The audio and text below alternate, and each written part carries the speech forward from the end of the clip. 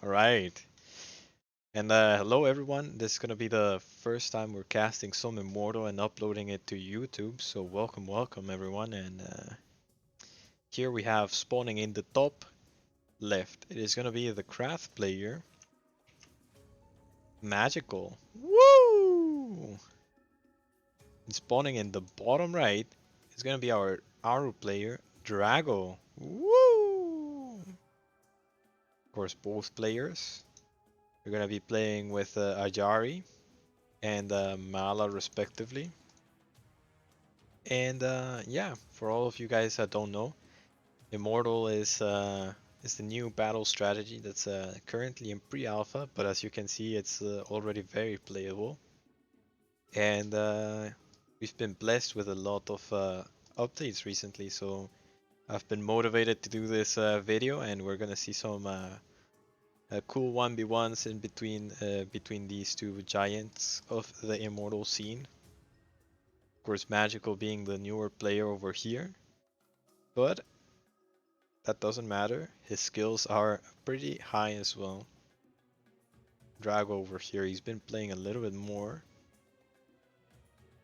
and he's also really good, but very same level between these two guys. We see a really quick ether maw into an altar of the worthy by Drago, already pumping out those 8 masked hunters and putting down another god heart here to expand his economy.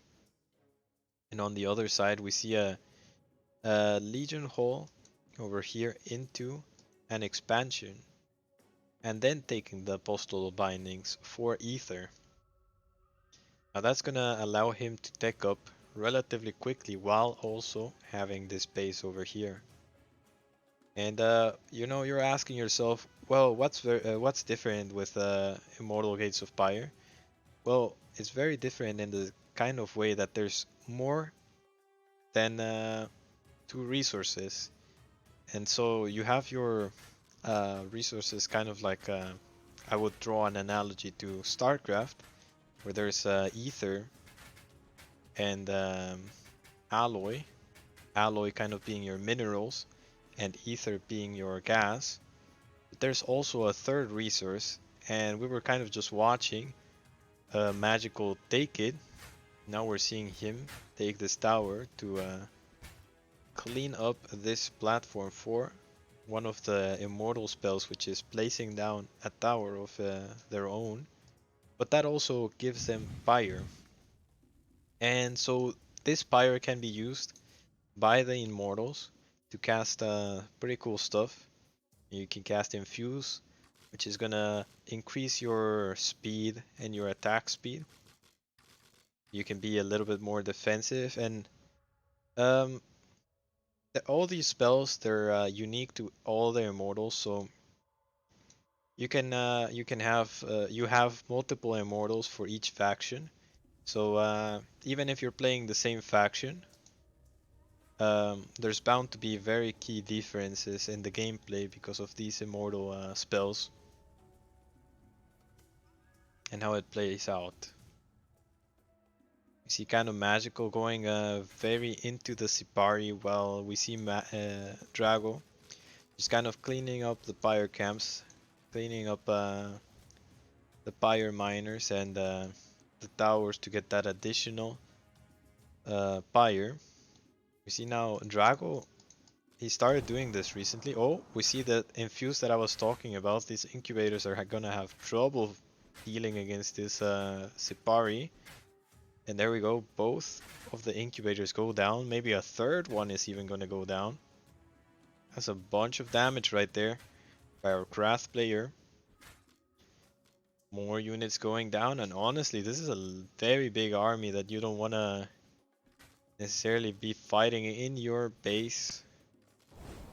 Another infuse here by our Ajari player. Let's see if he can actually clean all of these masked hunters up. Okay, Drago goes into his tower, which will protect him and also heal him. But very smart. Magicall just kind of in between these two objectives. Either he kills the army over here on top or he goes for the base.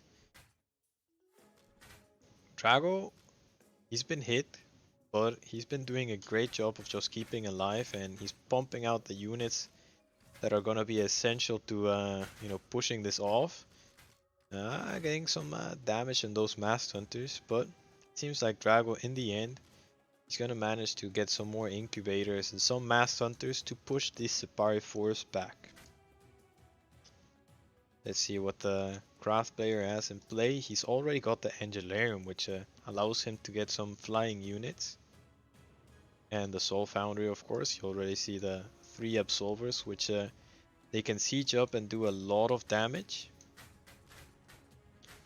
And what was the Aru player have? Just 2 Amber Wombs and some Altar of the Worthy. Ooh, we do see that Drago is making some Bloodbounds. And Bloodbounds, they're kind of really cool because they're high damage units, but they are um, very weak, so you can really just snipe them down real fast. And their primary objective is kind of to go around and destroy your alloy lines, all this beautiful economy that the craft player has built. And that's a job for the Bloodbound to kind of destroy. We also saw something very cool out of our craft player. He's also making Dervish, which are basically. Um, oh, we see another infuse. Sorry, it's a very dangerous position here for a craft player, but he's managing to stay strong with these absolvers. Even more absolvers joining the fray. But what I was saying, the Dervish is a really cool unit because it's basically the Bloodbound for craft. The speedy boy is really good against light units and of course workers. Oh, I completely missed this harass. We see some air units from our craft player, some wardens, and wardens are kind of cool because if they shoot, they kind of start stacking. There we go. Unfortunately, we did not see it that well with that one. But they start stacking this bar, and by the 5th shot, they do additional damage. It seems like Drago is struggling a little bit. Kind of like the symbiotes want to fight the Warden, but the Warden, is in the air, of course, and the symbiotes can't reach it. A lot of damage and harass here by the craft player, and he's even gonna bring the Dervish now to inflict some more harass, economical harass on his opponent. And his army is looking scary, the harass is looking scary. At least Drago has these incubators, which are pretty tanky, and they do spawn Quiddle, which are units that will additionally also help in your objective of just destroying the opponent's army. See a small engagement and another infuse. I am absolutely in love with these moves that Magicall is doing. These infuses are really cool.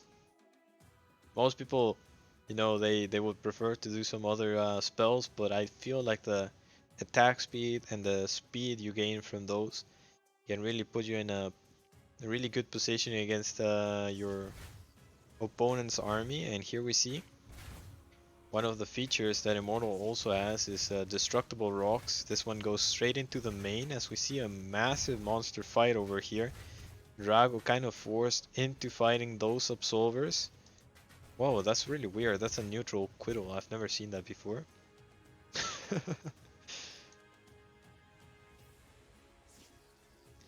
But yeah, like this army is just inside the main base now. Some Dread Sisters over there. Those spellcasters sure do a lot, but not in this scenario. There's not that much meat over here, and it seems like they're gonna be caught out of position. They managed to slip away.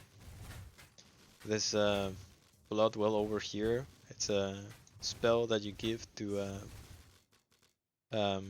you place down the Bloodwell and you kind of gain Pyre from all the units going down around. Gives mana and health for your units, but it goes down now. And this is just a very strong position. Notice how there's a Blood Rain.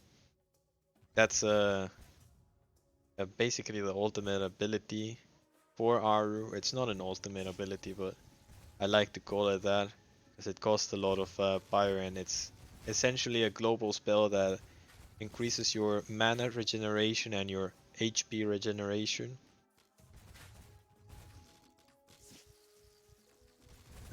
Very nice play over here. Drago managing to kind of just push everything around, but I can't help but to feel that this was a little bit of a debate here by Magicall, kind of just forcing Drago to leave his cocoon, his defensive main base, kind of be forced to engage the army as he's starting to lose this third quite rapidly. The third is going to go down. And you know, if you compare like the economy from the craft player, which so far has been absolutely untouched, then you will probably realize that this is not very good for for our Aru player. I wonder if maybe a better decision instead of those incubators would have been to go for Resonance. Resonance quite strong units themselves, and they do have a lot of range. Ooh, we see even a fifth base, so Magicall is feeling really confident in this game. As Drago is now placing his third again.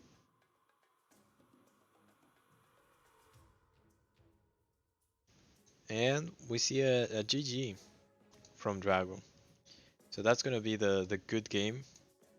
And I hope you guys enjoyed that game of Immortal Gates of Pyre. Drago just kind of deciding that he is a little bit too far behind and calling the GG. So that's gonna be it for today, and I hope you guys enjoyed the video. And if you guys want to watch some more of my content, please do consider subscribing to the channel. That will really help me a lot. So thank you very much again, and I'll see you guys later.